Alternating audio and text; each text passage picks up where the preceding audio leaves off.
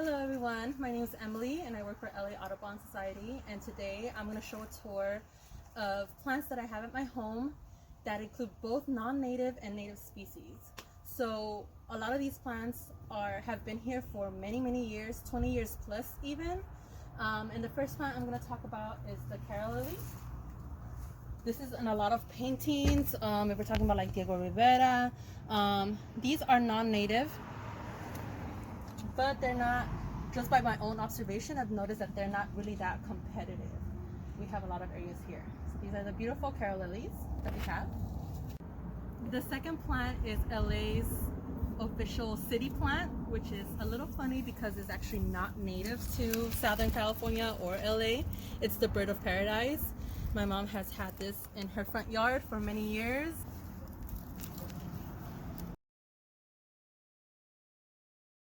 Alright, so now we're going to get into our native plants. This one's the Mexican elderberry. It's native to Southern California. This has been in the front yard for about a year and a half. We started about yay high. It actually kept on getting cut back by accident a few times, but once we put a little barricade on it, it has grown so beautifully. This one specifically hasn't flowered yet. The characteristics of the elderberry is that it actually has a very specific smell. It kind of stinks, and actually that works to our benefits because gophers don't eat these. So if you live in a super big backyard or if you're working at a park, elderberry is super great to plant because the gophers avoid them as much as possible. So they do not like that smell. Here I actually have two native plants. They're mixed in together. The first one is Deerweed. Super cool fact is that once the flowers are pollinated, they turn orange, and that way pollinators know which ones have been pollinated. So this one is Deerweed, and this one right here is the California Buckwheat. It is not flowering at the moment. I will put a picture up when it was flowering, and yeah, this will be a super beautiful shrub. So our next plant is the Toyon. This one has been here for about a year and a half as well, and they have red berries that grow out in the winter time, and lots of birds love that. It's actually toxic to us unless we cook it correctly, and you can make jam and all kinds of things just like the elderberry. So this is the Toyon.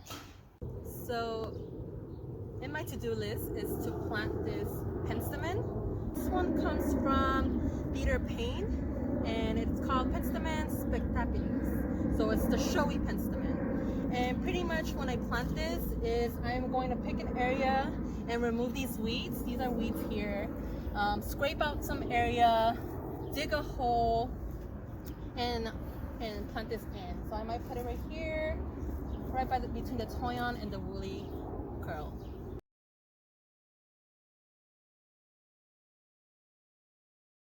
Last but not least is this beautiful plant. This one's my favorite one. However, it is a hybrid.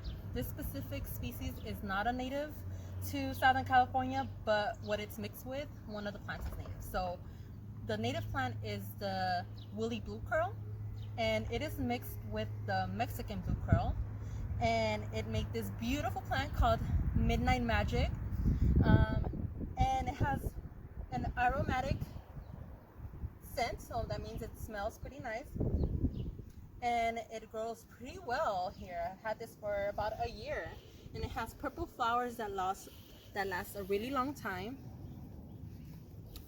and again, it's a hybrid. Pretty much here we have two types of plants, native and non-native, and personally I think that's totally fine. You don't need to have a completely native grounds. We have many birds here that visit us, including hummingbirds, mockingbirds, bush tits, warblers, all kinds of birds visit our garden here, and also butterflies. When the buckwheat is flowering in the back, we have many butterflies visit us. So we can have the best of both worlds, where we have cultivated non-native plants, but also native plants for the wildlife that lives in the city along with us. Thank you.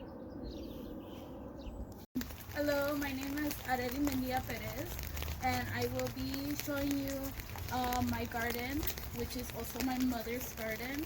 So the first thing I'm going to show you is some trees on this side of her garden, which the first one would be the mandarin tree. If you kind of look on the tip top, you see some of the mandarin fruit growing out.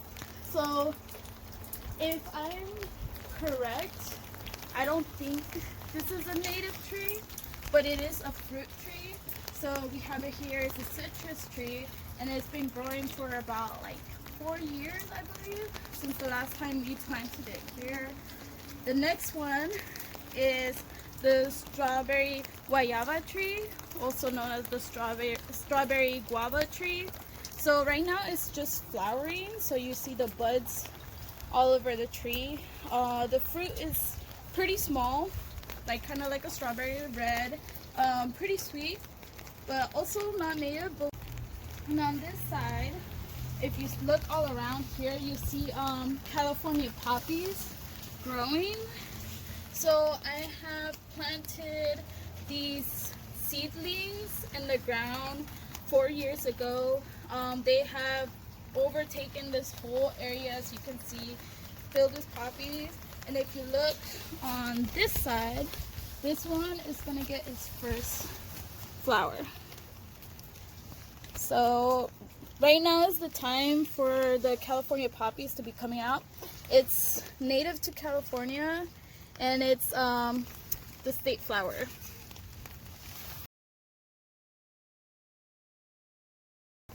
Alright. So here's another guayaba tree, and you can still see that it's barely budding. I'm not sure what kind of guayaba tree this is, but it's also small and it's yellow, also pretty sweet fruit. But notice how the leaves on this tree, like, make sure that's fresh in your mind, because the next tree I'm going to show you on this side is also a guayaba tree, but it's a different kind. I do not know what kind it is, but it has the fruit of the guayaba. It's bigger, it has the green skin, and it has the white inside, and it's also pretty sweet. But you notice that the leaves are bigger, and they're also smooth, but they're much bigger than the other guayaba tree. So on this side, if you look closely, we have black sage, which is native to California. Planted this literally this year. And the one on this side, which kind of looks similar, so on my right side, this one that I'm shaking, is black sage. On this side, I have Cleveland sage. So this is Cleveland sage. And what we have here is the California buckwheat. So these plants have all been pretty small, but they've grown in like the short amount of time that I've planted them here. Do like a little, you can look at the leaves. Alright, the last thing I want to show you on this side is the white sage. So this one's also gotten pretty big within the year that I planted it.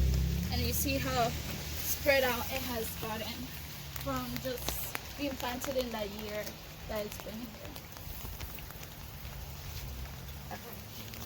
Good here.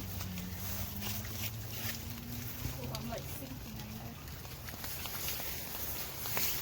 So the last plants, the trees I'm going to show you, are planted here on the sidewalk. So they're not in my parents' property, they're actually in public property, but it's still connected to the house.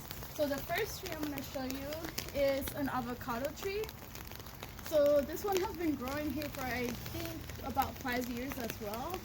It is barely going to start flowering, and during the summertime is when it actually starts getting its fruit. And over on this side, we have another guayaba tree. My mom likes guayaba trees, which this one has been struggling for a while because it doesn't really like being on the sidewalk. doesn't like people touching it too much.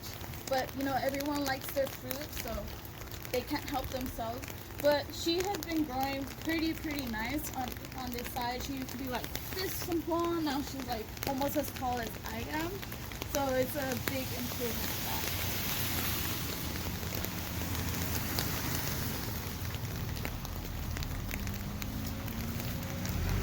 And the last tree I want to show is one of my favorites. It's a capulin cherry tree. And it's flowering, but it's also getting its fruit. As you can see, the green is where it's barely growing, and then the top portion is when it gets its red in there. Here's like a closer view on this, so you can see. So you have the cherry here, and you have the flowers on this side. Once they get like a really deep red, they're very juicy. And they have like, instead of like being red on the inside, it's actually green on the inside. And they're very good. And they have a really good germination rate, but it is not native here. So these 3 trees on the sidewalk, they're not native, but they do very well here. And we always try to maintain them because this is cultivated in my mother's home. So it's not being, I'm not planting them anywhere else in the public. They're just staying here in this area where I can maintain them. And that's the last bit of my tour. I hope you guys enjoyed it.